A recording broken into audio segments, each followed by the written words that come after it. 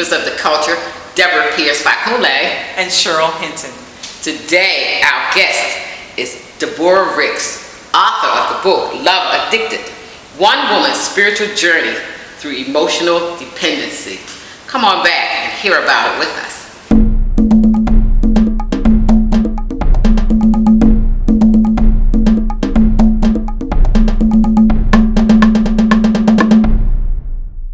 Welcome back. We're here with our guest today, Deborah Ricks, to share with us about her book, Love Addicted, One Woman's Spiritual Journey Through Emotional Dependency. You want to tell us about that? Sure. Essentially, my book is about my efforts to overcome my addiction to relationships and men. It's an effort to actually reclaim myself. I suffered from what I call father hunger. It started with my relationship with my father. I had a difficult relationship with my father, and I think that set the stage for my addiction. Why did you really write the book? Well, I just had this burning desire to tell my story. I believe that we're more alike than we are different. And I think that I'm not the only person who's suffering from addiction to relationship. I think we talk about a lot of addictions. We talk about the addiction to sex, overspending. We have outed many addictions. We've talked about the addiction to alcohol and to drugs. But I don't hear a lot of discussion about our addiction to relationships. Now, I just want to say this. It's not just women who are addicted to relationships. Men as well can be addicted to relationships. I think, however, that manifests itself slightly differently with men. I think whereas a woman could be addicted to a relationship and stay in a 30-year relationship and still be addicted. Whereas I think with men, there's a tendency to have more than one woman, where he may have a relationship at home, have several relationships outside of the home. But essentially, I just want to talk about this issue. I think it's important, and it's just as destructive as any other addiction. It's not as if this relationship addiction is something that's benign, and it actually has the ability to kill. I've talked to women since my book has been out. I've talked to women who have said, I've almost lost my life over a relationship, because women, we merge. We have a tendency to merge with our mate. And in merging, sometimes we lose sight of who we are. Okay. Well, Deborah, I commend you for having enough confidence and strength to put your story out there. As I was reading your novel, I was so taken back. I mean, it's very, very emotional. And it must have been very, very difficult to write every page, because I could feel you on every page. I mean, I could put myself in your shoes, and I'm quite sure a lot of women who are reading your book or who will be reading your book will be able to empathize with you, as well as some who may not have ever experienced any of that or will admit to experiencing that can sympathize with your story and be able to face some realities of their own truths. Well, I do hope so. It actually wasn't painful to do. There was some trepidation about being as candid as I was.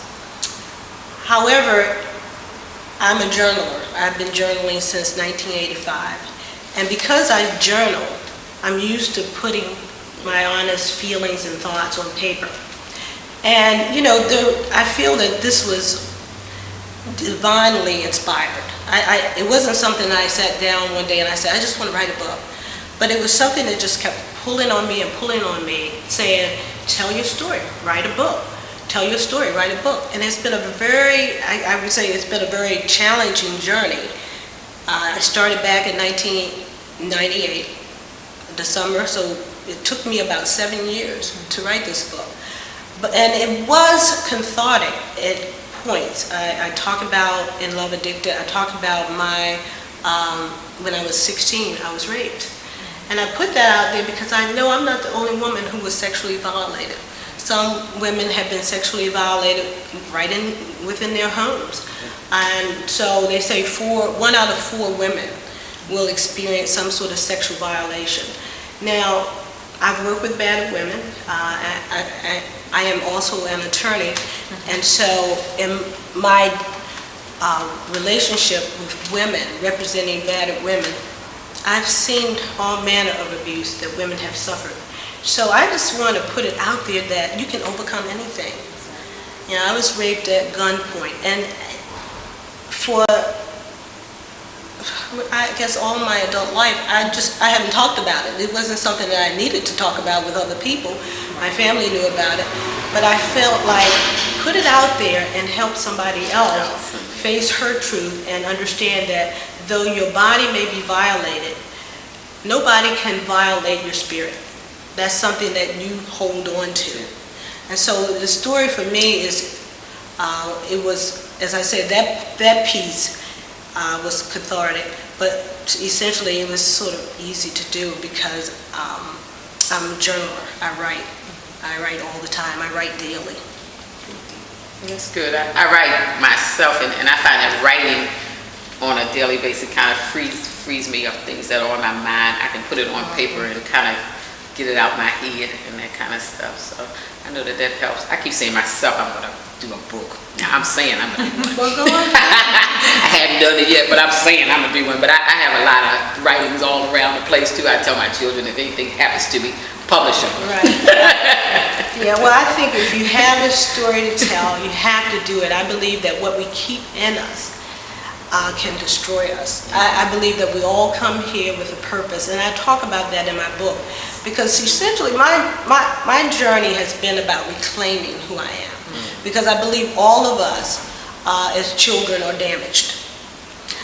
Whether the most fabulous parents still harm their children in some way, and it doesn't have to be malicious nor intentional, but I believe that all of us suffer something as children. And so I think that as we grow up, it's our job to recover who we are and to understand that we're divine and to understand that we're okay, regardless of our size, our age, what happened to us. I believe that all of us are divine and we have a purpose. And what I wanted to share was that you have a responsibility to yourself to find out why you're here and to do whatever that is, to do it, because Spirit will give you that power to do that. Do what you need to do. Exactly. And I don't think that there's anything that God gives us that's too hard for us to do. Now, it feels hard. Of course, it feels difficult, and it feels like it's too difficult for us to do.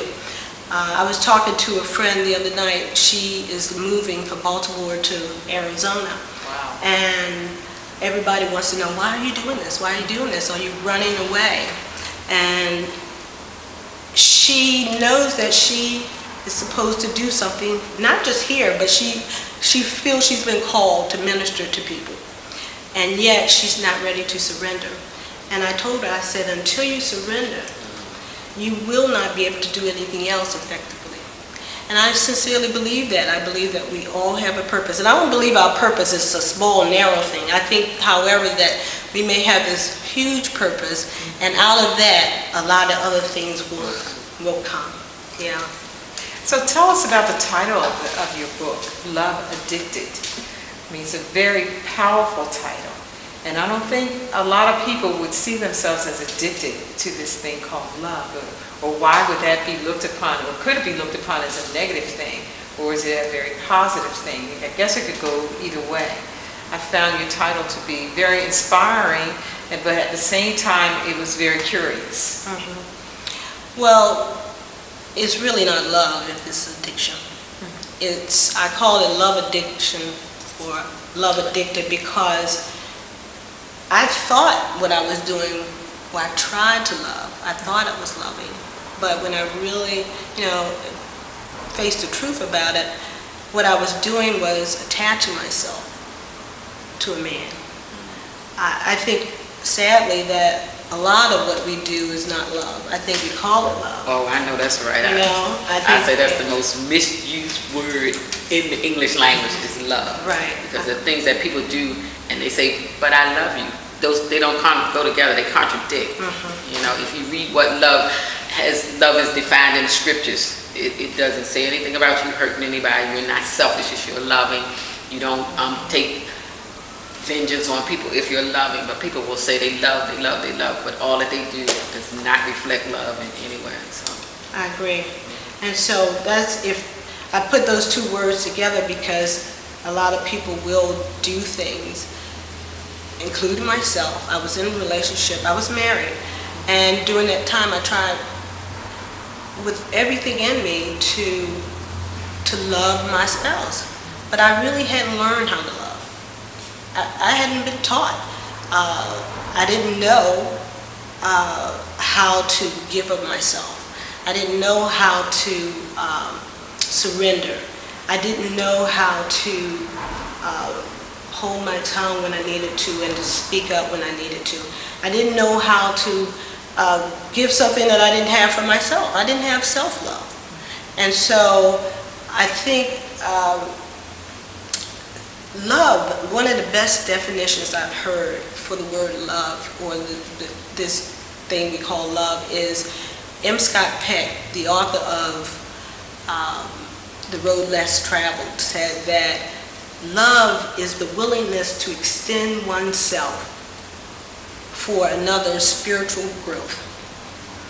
And I think that that is the best definition of love, because when you think about what we often do, it's not, we don't, you know, if you're in love with somebody, you think, I gotta cling to him, I gotta hold him.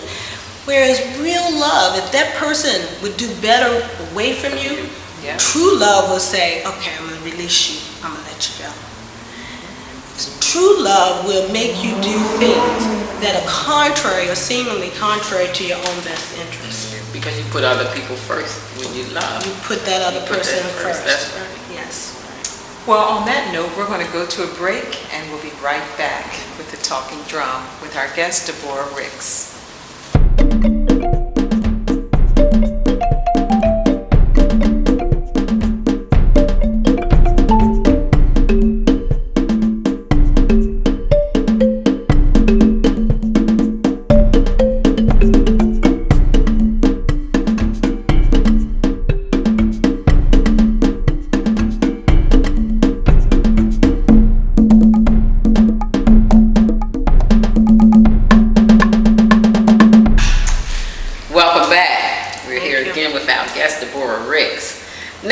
In the title, Love Addicted, when I hear the word addicted, I think of 12-step programs. Was a 12-step program involved in any kind of way? Oh yes, oh yes. I've worked with battered women for close to a decade. And I used to work for the State's Attorney's Office Domestic Violence Program. And during that time, I used to refer women to all of these programs, okay? After I assisted them with prosecuting their abuser, I refer them to this program, that program, and many of them were 12-step programs. One day, Spirit put it on my heart that maybe you should go visit one of these programs and see what is really going on at these programs that you keep sending these women to. And I went and stayed 7 years. Wow. I went on a Sunday, sat on the floor, and was mesmerized by the stories. I'm a firm believer that stories heal. Yes. We talk about, we tell the truth about life, that heals us. Even if you tell one other person, at that time they call it the adult children of alcoholics. And my parents never drank. My father, in fact, was a minister. But I belonged in that group. And so, yes, 12-step program has played a role in my life. And I can agree, because I've gone to 12-step meetings myself, and I have a sister that's in recovery from drug addictions. But I started going to the meetings with her because I wasn't a part of her addiction, but I wanted to be a part of her recovery. And what I learned in 12-step programs about myself and how to take responsibility for me and to know that there's a power greater than me and those kind of things have just changed my life. My sister used to tell me all the time, because my relationship one time got kind of rough and rocky too, and she used to always tell me, if you give him your power, then where's your higher power? Wow. And that saved me a many a day. Yeah, so I'm a fan of 12-step programs. Yes. I think that for women across the board is the greatest challenge, is to hold on to our power. That's right. To hold on to our power. And even after this book came out, I am still peeling away layers of unhealed stuff, because we never stop. That's true. And one of the things that came to me was that women really need to stay connected to other women. Yes.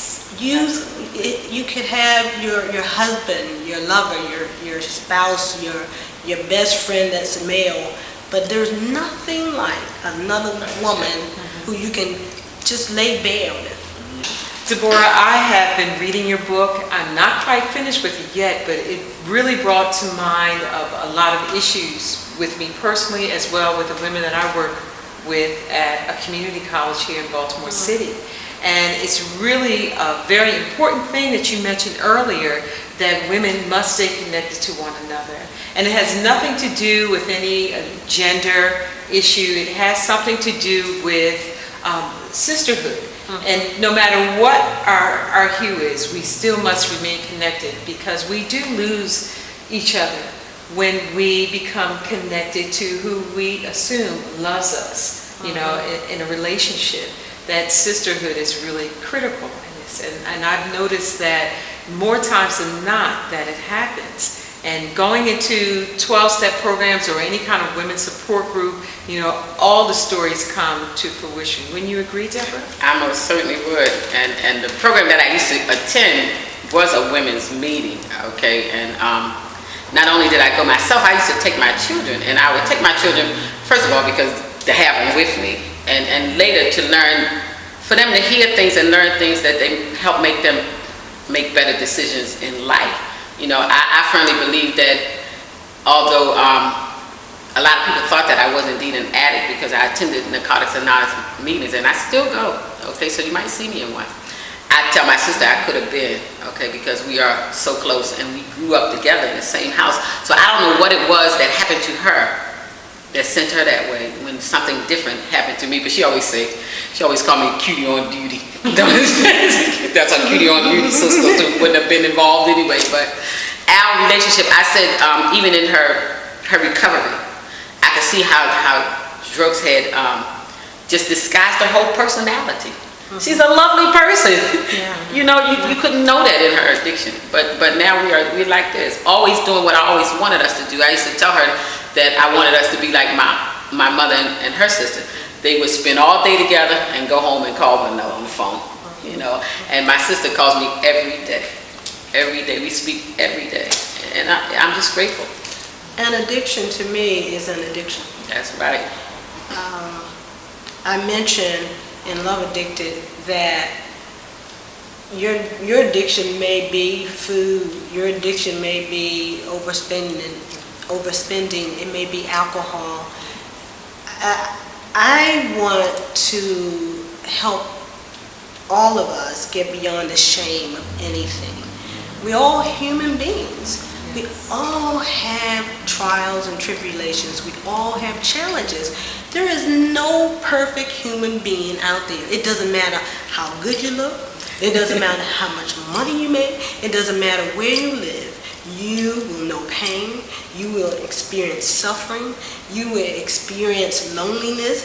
You know, and that's why I put it all out there, because I want people to know that it's okay. We're all humans. And when we hide, I think we cut off parts of ourselves. And so one of my journeys, what I'm trying to do now is I'm trying to live authentically. I'm trying to live authentically, and I'm not going to let anyone stop me from that. All right. And so I'm not letting someone put me in a box and say, because you experienced this, because you have had more than 2 men, something is wrong with you. Because you, not in my case, but in somebody else's case, because you may have drank for 15 years and now you're ready to come clean. And even if you're still drinking, the fact is nobody, to me, is diminished by their struggles. We're here to, this is a human condition, that we're here to go through something and to become who we came here to become. So I just want to dispel some of the shame. I want to put it out there. There's nothing to be ashamed of. And without the rain, how would we grow? That's right. right. That's how flowers grow. That's how right. that's right. how And the you're trees supposed grow. to learn from it. It just takes some people longer to learn from it than others, and they have to keep repeating it. But the intention is to learn something through whatever happens. And there are consequences to not healing. I have a sister who at 34 had a stroke. She had a stroke, and then she had another stroke after that, and now she's in a coma. Okay? She was 34 years old with an 11-year-old daughter, and I know, because I talked with her, and I was fortunate enough to come across a journal. She had one journal that we came across after she went into a coma, and I learned that she was struggling with so much and trying to do it by herself. And I had begged her. She was going to a 12-step program, but she wouldn't talk, and I had begged her. I said, find a place where you can go and talk about your pain. Because some of the places she was going, she felt she had been going too long to now start talking about her stuff. But she had a difficult relationship with my mother. And that, I believe, she became hypertensive. She was struggling as a single parent. She was struggling, and she's this beautiful young woman. And she internalized it. She internalized it. And that's what most of us do. Yeah. She's not uncommon. I think most people do that. And people are sometimes shocked when I tell people stuff. They're like, like the book. I've had people say, well, what made you write the book? And the tone was a little, okay. You were telling us about some feedback that you've gotten from people who have read your book, Yeah. or who have discovered that you've written a book. Some have been negative, some have been positive. I could think maybe 1 or 2, and I think they were fearful. I mean, it's like, why put that out there? Because, when you tell the truth, it can make people uncomfortable. Largely, people have responded so well to it. I've had people who, one woman called her father. He had sent her a letter, and she didn't want to open it. And so she read my book, and she started sobbing. And she opened the letter and called her father and started working through some things with her father. I've had people, men and women both, say that they're just crying. And I didn't even know that it would have this impact. And even my mother, who's very stoic, my mother doesn't cry much about things, and she said, I can't even read your book without crying. Yeah. Now, I don't think it's because she was crying for me as much as I think she was crying for her own little girl, or whatever was going on. And I was really struck by that. A lot of people say they got in touch with their own pain. I talked to a guy today in the gym, and he said that it helped him to get in touch with some pain and to just know that he's not alone. Exactly. He said he doesn't usually read women's books. But I know that it's a self-help book, correct? Yeah, it is. It's a lot in there, and those 176 pages, there's a lot in there. Yes, and because what I wanted was, and I asked God to give me, to tell me what to put in there. I took out a lot, because I wanted to tell a story. It wasn't about the people that I mentioned in there. I didn't want to out anybody. It's not about the people I mentioned. Of course, I changed all the names. Yes. The detective guilty. But so there's a lot in there. Well, we're going to take a break, and we'll be right back to discuss Love Addicted.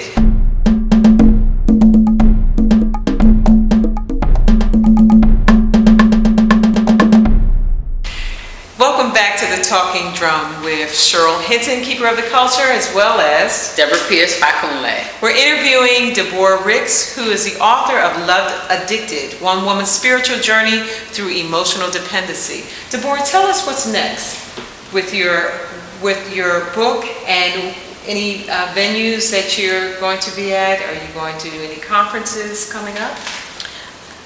You can contact me for further information about that at 410-358-6862.